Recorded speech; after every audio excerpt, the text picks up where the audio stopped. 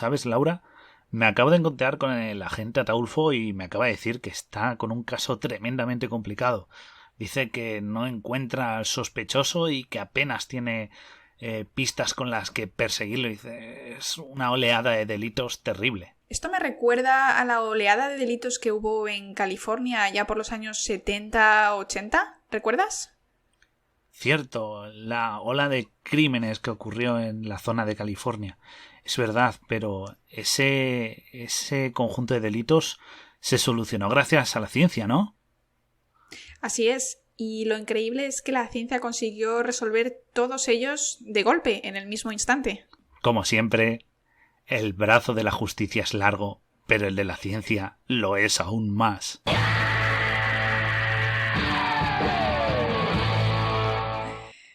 Queridos polizones, gracias por acompañarnos hoy en el Camarote de Darwin, donde de vez en cuando os contamos crímenes que han sido resueltos gracias a la ciencia. Como siempre, los agentes Laura y Guille al aparato para resolver un nuevo caso a bordo del Beagle.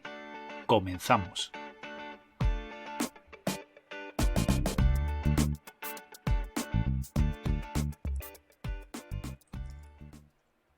Pueblo de Visalia, California, año 1973.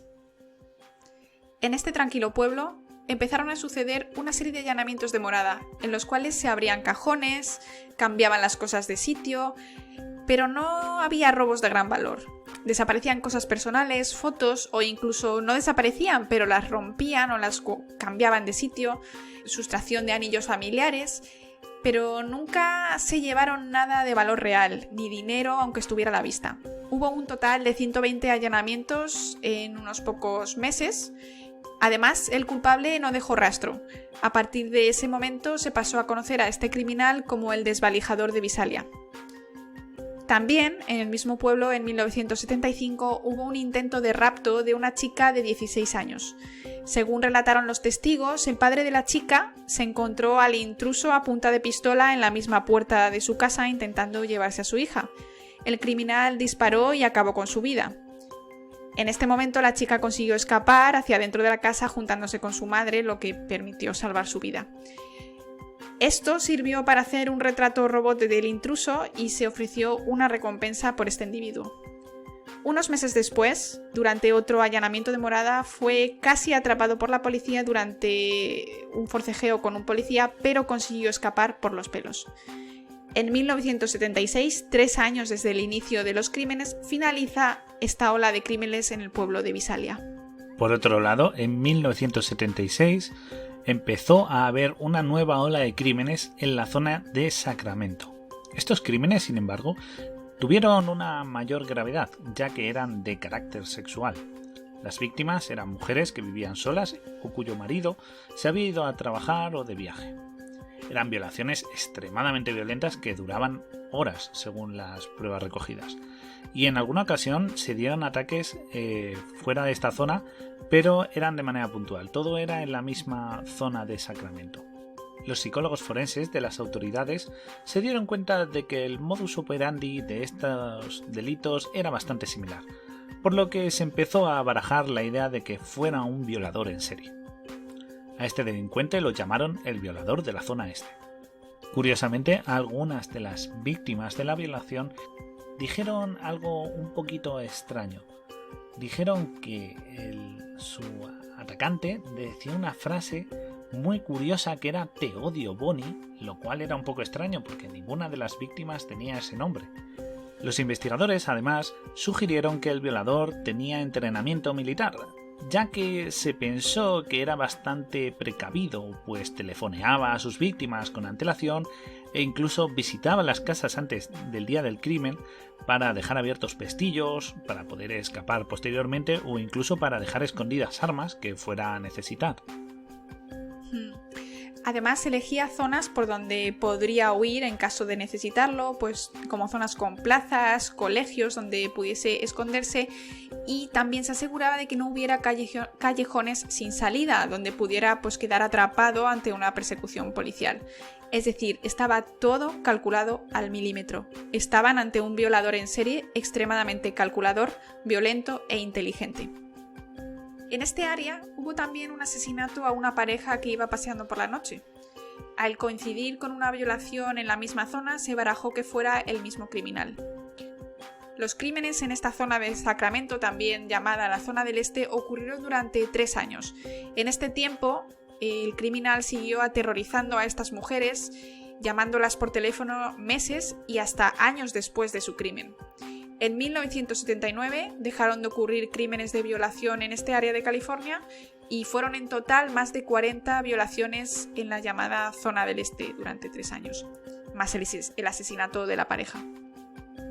Tras esto tenemos que desplazarnos a otra zona de California, ahora en el sur, alrededor de la zona de Santa Bárbara, donde en 1979 comenzó otra nueva ola de delitos.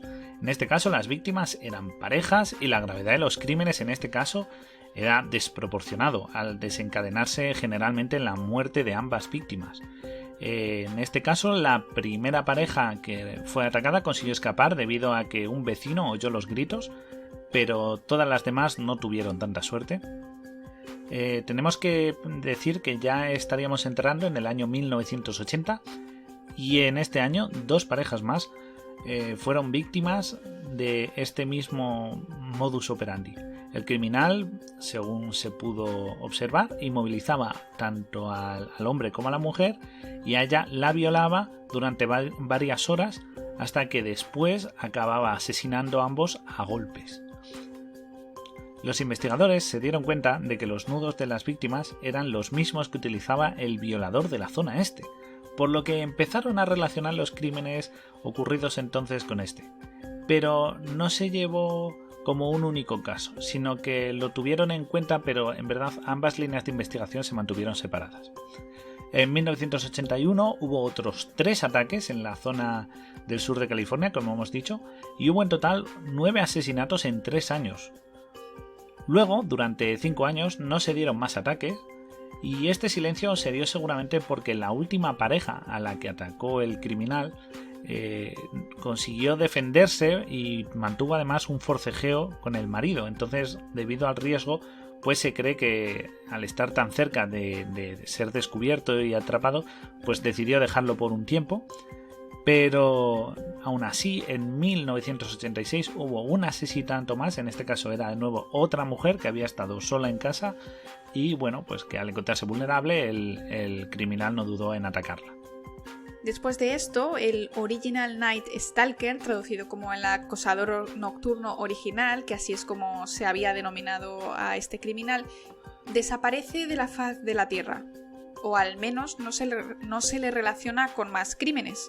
Como hemos dicho, los investigadores ya sospechaban que tanto el violador de la zona del Este como el Original Night Stalker eran el mismo criminal debido los nudos que utilizaba para atar a sus víctimas eran los mismos, el modus operandi era siempre igual, era una persona que lo tenía todo calculado al detalle, no atacaba en zonas en las que pudiese correr el peligro de ser pillado y entonces pues realmente se empezó a pensar que estaban ante una posibilidad muy grande de ser el mismo criminal.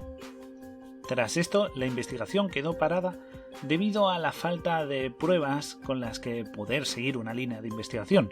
Recordemos que hasta el año 2000 no existían pruebas genéticas forenses, por lo que las pruebas biológicas no podían analizarse más allá de comparar pelos o uñas, por ejemplo, en el microscopio, viendo pues como la estructura del pelo o de la uña, o como mucho test muy básicos de grupo sanguíneo, pero no había esa precisión genética que nos ofrecían pruebas como la PCR. Además, como ya hemos dicho, era un criminal experto, sabía lo que hacía y no dejaba ninguna huella dactilar, con lo cual dificultaba mucho más el trabajo y por supuesto no dejaba ninguna otra prueba. Sin embargo, las muestras que se obtuvieron en las escenas del crimen, las muestras biológicas, se congelaron para si en un futuro existieran pruebas o técnicas que permitieran su análisis y poder averiguar quién era este delincuente. Además, el caso no dejó de ser investigado en ningún momento, ya que generó mucho interés para muchos policías, investigadores privados, incluso para gente de a pie, que, bueno, pues en Estados Unidos hay mucha cultura de investigar delitos y sobre todo a criminales en serie, así que siempre se siguió buscando pruebas, intentando averiguar más sobre el caso. Por otro lado, los casos del violador que dijimos de la zona este y del original Night Stalker se ligaron oficial y definitivamente en 2001, ya que, como hemos dicho, se mantuvo esa línea de investigación.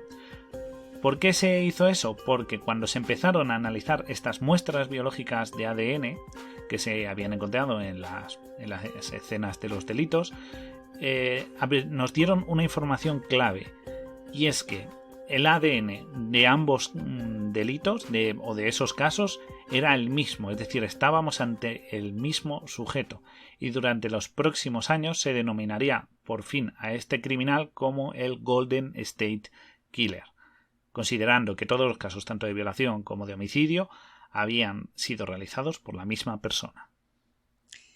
Sin embargo, no había un ADN en la base de datos de una persona que encajase con el ADN encontrado en las muestras del crimen. Por lo tanto, sabían que era la misma persona, pero no sabían quién. Y aquí es cuando la ciencia, de nuevo, nos ayuda a resolver un crimen. En 2018, el detective de casos fríos Paul Holz se puso en contacto con la genetista e investigadora Barbara Rae-Venter y juntos decidieron analizar el ADN congelado y enviarlo a una conocida empresa de análisis de ADN para conocer tu genealogía. Esta empresa se llama MyHeritage, podéis buscarla en Google y visitarla, y de hecho pues ofrece servicios de análisis de ADN, y esta empresa se encarga principalmente de relacionar ciertos marcadores de tu ADN con algunas etnias, como por ejemplo origen africano, asiático, europeo. Además de la ascendencia de ADN, MyHeritage te hace coincidir con los usuarios que comparten secuencias genéticas idénticas.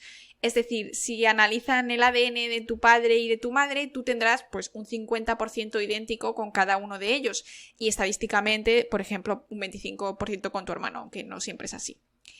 Según te vas alejando en tu árbol genealógico, compartirás menos ADN con ese familiar, ¿no? Y es menos fiable, pero está claro y ya se sabe que este análisis es bastante fiable hasta primo, tercero o incluso cuarto, ¿no?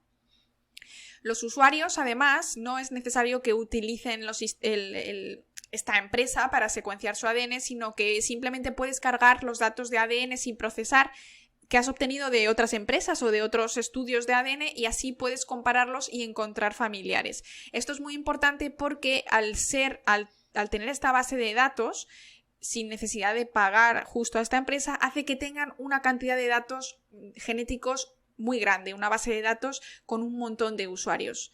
Y cuando haces esto, pues te da acceso a una lista de apellidos ancestrales comunes, ¿no? Para rastrear pues el origen de tu familiar.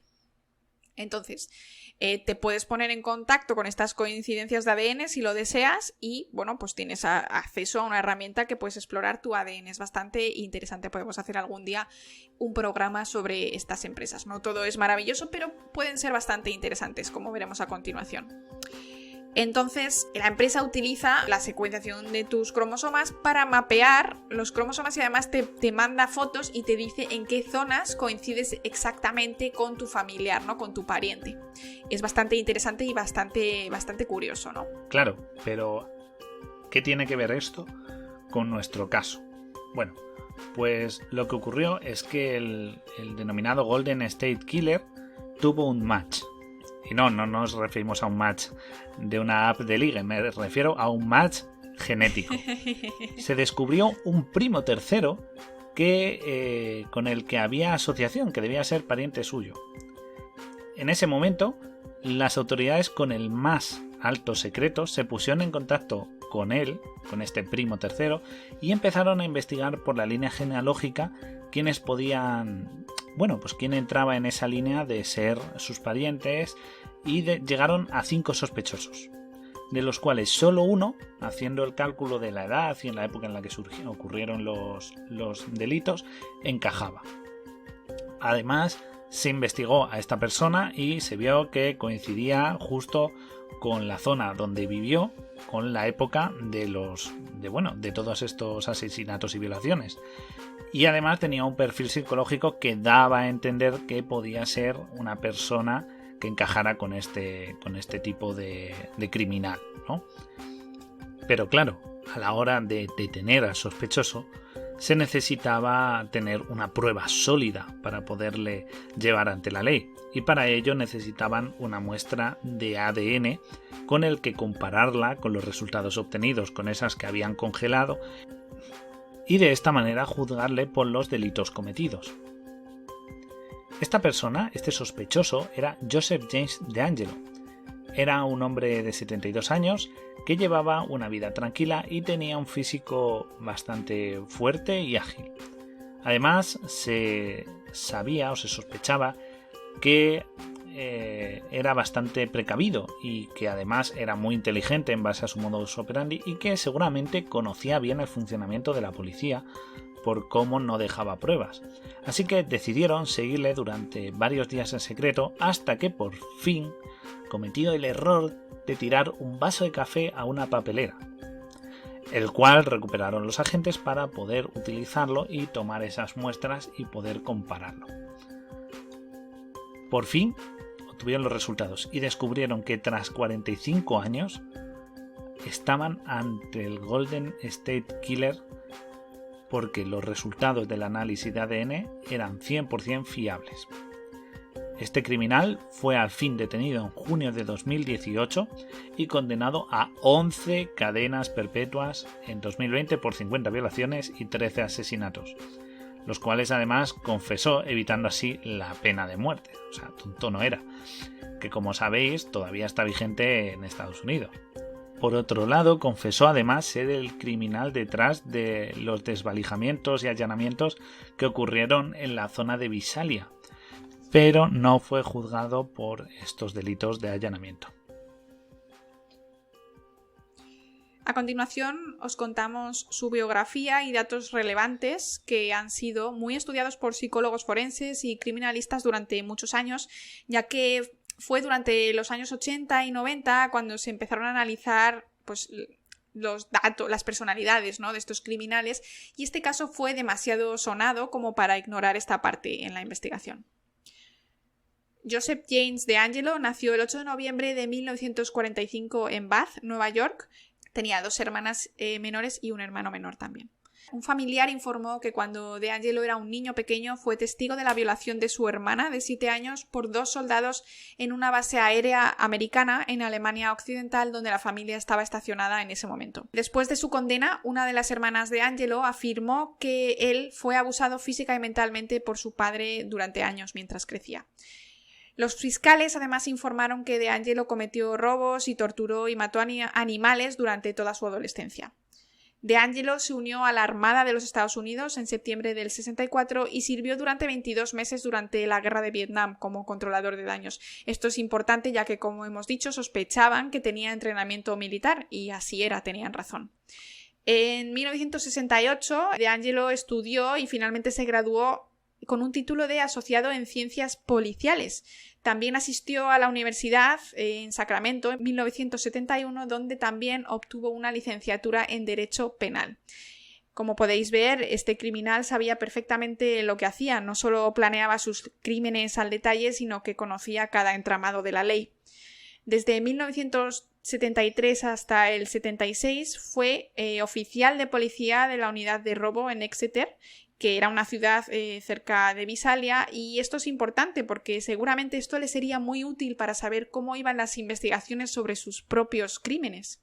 Además, luego sirvió en la zona de Sacramento, curiosamente entre los años 76 y 79.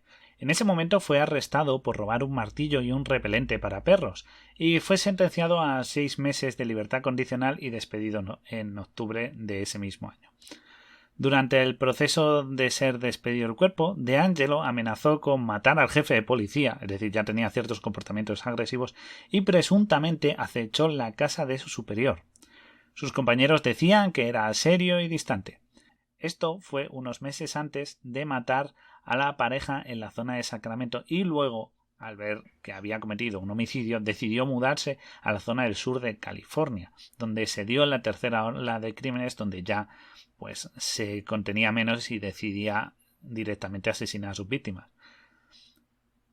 Anteriormente hemos mencionado que el agresor decía "te odio, Bonnie", lo cual parece que hasta ahora no tenía ninguna explicación, pero sí tiene un sentido, y es que en 1970, antes de que cometiera ningún crimen, DeAngelo se comprometió con Bonnie Jean Caldwell, una compañera de clase, pero ella rompió la relación después de que el propio DeAngelo ya la amenazara con un arma para obligarla a casarse con él.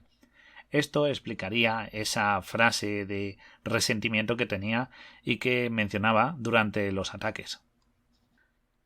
En noviembre de 1973 se casó con Sharon Marine Haddell, que fue justo cuando empezaron los allanamientos, la primera ola de crímenes.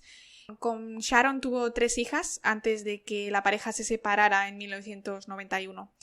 En julio de 2018, Haddell solicitó el divorcio. Esto fue tras saberse que él era el asesino, el Golden State Killer.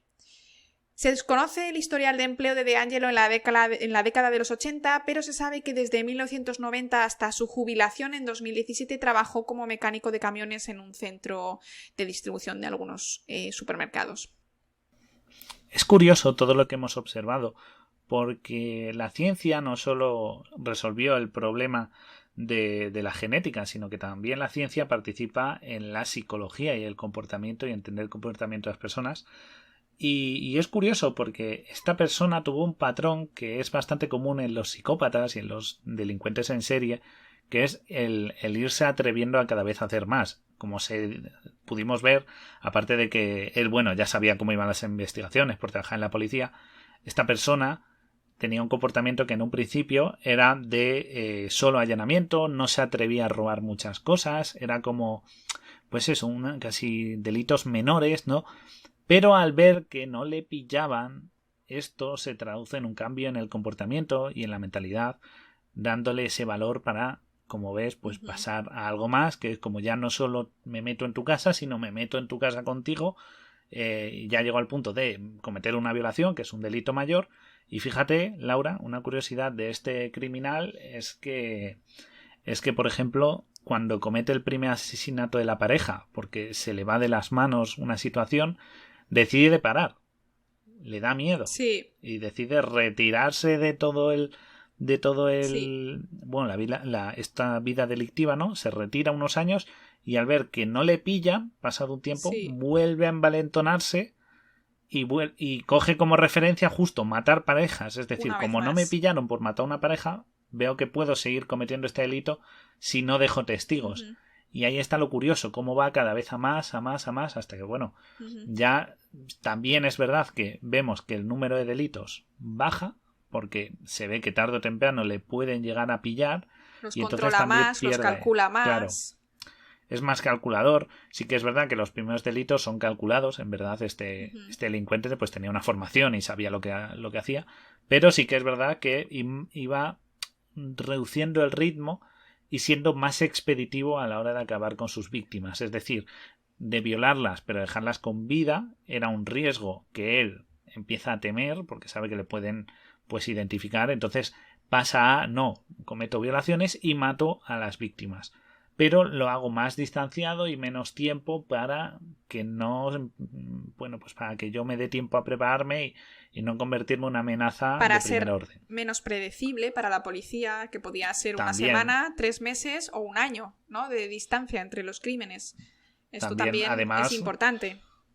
Claro, además esta persona se desplazaba, con lo cual ofrecía un comportamiento errático, con lo cual era muy difícil asociarle. Es decir, California es muy grande y de Santa Bárbara hasta la zona de Benalia, por ejemplo, que hemos dicho, hay bastante distancia. Entonces, también eso implica que hay diferentes departamentos de policía. Eran los 70, no había los ordenadores de ahora, no había archivos digitales comunes.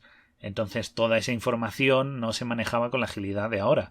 Que tú puedes cometer un delito en una parte de un país y en la otra punta revisan un archivo digital o reciben un correo electrónico con todos los datos y toda la información, con lo cual él jugaba también con esa ventaja frente al no a las fuerzas del orden. Exacto. Y ahí es donde él jugaba. Es decir, Exacto. era un tipo listo y sabía aprovechar sus ventajas y era un delincuente en serie y psicópata de manual por cómo iba actuando. Así es. Luego también una curiosidad es que justo, bueno, ya se sabe que en su adolescencia pues era agresivo con su exnovia y maltrataba animales y demás, pero los delitos tal cual, ¿no? Como algo que pudiese utilizarse en su contra, empezaron a ocurrir justo cuando se casa, ¿no? Como una manera quizá de escapar, o que él ve que tiene esa vida, ¿no? Que le exime de ser, porque la típica, ¿no? El típico hombre blanco, casado, con hijas, no es el primer sospechoso. Y además, una cosa que yo creo que él utilizó y que él sabía es que la policía, no en los allanamientos de morada, pero sí que cuando empezaron las violaciones, buscaba, sobre todo al principio, ¿no? Hasta que empezaron a relacionarlo, a hombres en el medio cercano de las mujeres. Y nunca pudieron encontrar a alguien porque él no las escogía por conocerlas, sino que era una selección más al azar. Y esto pues despistó muchísimo a las autoridades, ya que este tipo de crímenes suelen ser, en la mayoría de casos, de personas cercanas, ¿no? a la víctima. Sí, además, un ejemplo más de que la ciencia ayuda a resolver estos crímenes, como hemos visto, aparte de la genética, hay que hablar de todo el soporte informático, conocimientos científicos que se desarrollan, conocimientos en psicología, ejemplos, todo esto ayuda a que estos delincuentes, que en muchos casos, y hay muchísimos casos en el mundo de delitos sin resolver, con grandes, bueno, pues con grandes sagas de criminales o grandes crímenes muy conocidos, aquí en España hay muchísimos, no se han resuelto porque en su momento no había la tecnología, que generalmente muchos se han resuelto gracias a las pruebas genéticas, ¿no? Con lo cual, pues es un ejemplo más de que la justicia pues va ganando unas herramientas que son las más poderosas y no vienen precisamente del campo legislativo, sino del campo científico. Aparte, otra curiosidad de este caso que se me ha olvidado mencionar antes es que el propio investigador, el propio detective que tuvo la idea, ¿no? de enviar el ADN de este criminal a una base de datos pública, no pensaba que fuese la misma persona que había cometido el desvalijador de Visalia, sino que, de hecho, cuando ya se sabía que había sido Joseph el asesino del Golden State Killer, el mismo detective decía que no pensaba que fuese el desvalijador, pero después confesó los crímenes y por lo tanto pues el detective tuvo que cambiar de opinión. Entonces hay veces que incluso cuando se tienen las herramientas genéticas no siempre se puede relacionar todos los delitos, ¿no? Pero bueno, en este caso ha sido una goleada que la genética metió a este individuo, porque con 72 años pues consiguieron que pagase por sus crímenes. Claro está que era algo que él no quería hacer porque lo evitó por todos los medios, con toda su planificación, aunque por desgracia, bueno, disfrutó de su vida bastantes años, porque aunque se divorció y demás, pues él vivió tranquilamente hasta los 72, que fue cuando le detuvieron. Sí, pero al final cayó, que es lo importante. Pues sí.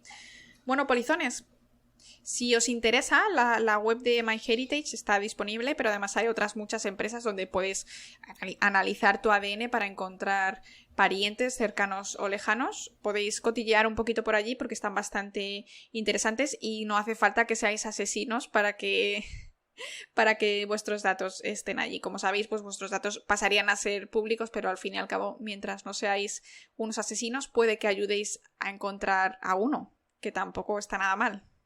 Pues hasta aquí el programa de hoy. Espero que os haya gustado, polizones. Si sabéis más casos o crímenes en los que la ciencia haya dado un giro, nos los hacéis llegar y los investigaremos y los publicaremos.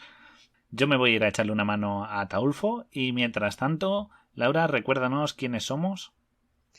Pues como siempre, somos Guille y Laura, vuestra emisora clandestina a bordo del Beagle. Esperamos que hayáis disfrutado de este episodio resolviendo crímenes con nosotros y como siempre, darle a like, síguenos en redes sociales, comparte con tus amigos y nos vemos en el próximo capítulo. ¡Hasta la próxima! ¡Chao!